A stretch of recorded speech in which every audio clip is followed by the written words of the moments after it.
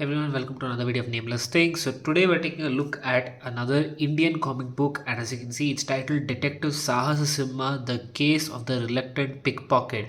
So this is a Kannada comic book that is a tribute to the late Dr. Vishnuvardhan, an amazing and very popular and talented Kannada actor. You will see a lot of hoardings here if you have ever visited Karnataka or Bengaluru, and he's very loved. He's done very iconic roles in the Kannada cinema industry. So this comic book is a tribute to him, and I actually had this when this came out back in 2012 2013. It was around that time, and there was also a sequel to this book which I again had, but I lost both of them, and then I was like, I had to get it, and I scouted the internet trying to find this, and I finally came across this one in Jayanagara in Bengaluru. And the funny thing was, when I was hunting for this, I saw it somewhere on eBay in UK, where this book was selling for somewhere close to £5, which would be approximately 500 rupees or more here and there. So which is a huge jump considering this book was originally worth 60 rupees.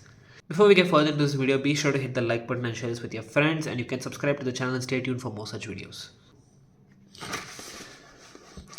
So this is basically where he did a very popular character called Detective Sahasasimha. The story revolves around where when his grandkids come to visit him, Dr. Vishnuvardhan is playing himself in this story, and he then sees that after an anniversary of his show, they are going out, and then he realizes that he has been pickpocketed, and he's thinking about the child, thinking that he's such a little boy, he was so anxious, why would he do this? And then he traces the kid to find out that there are a lot of children like him that have been abducted and put into this lowly job of begging on the streets.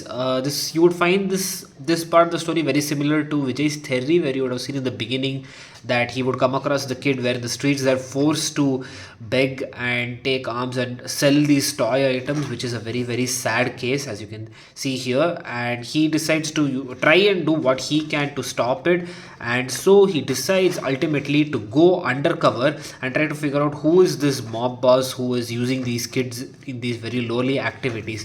And so he does an investigation for a couple of weeks, trying to scout the area with the kids, trying to figure out the network, until he finally realizes that there is an informer in the police department who's warning this mob boss. And so he decides to do a bit more of further investigation and also employ the help of his grandkids to go as undercover beggar kids, basically, so that he can get to that corrupt cop, which is what he does in this. And as you can see here, yeah, this is the corrupt cop over here, and they get all the evidence, and then there's a bit of thrashing here. He stops the guy, gets the information of the real mob boss, and then tips off the police, and they come and arrest him. And all the kids are then returned to their parents, whoever were abducted, and the others, they get to join a school. So that's a gist of the book in a summary. It's just a pretty simple story, and the sequel issue was again about an abduction story, but not of children, where street dogs are being abducted so that they can commit robberies. It was a fun one-time read, just like this. This is largely targeted for the children audience, so the narration style, the story style is very simplistic, but it is still nice.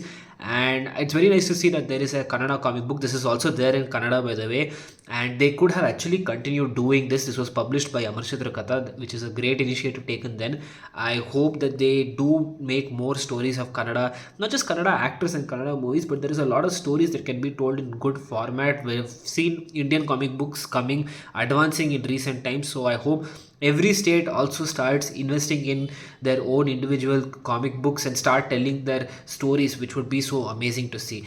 Let me know your thoughts in the comments below, and I will catch you guys next time.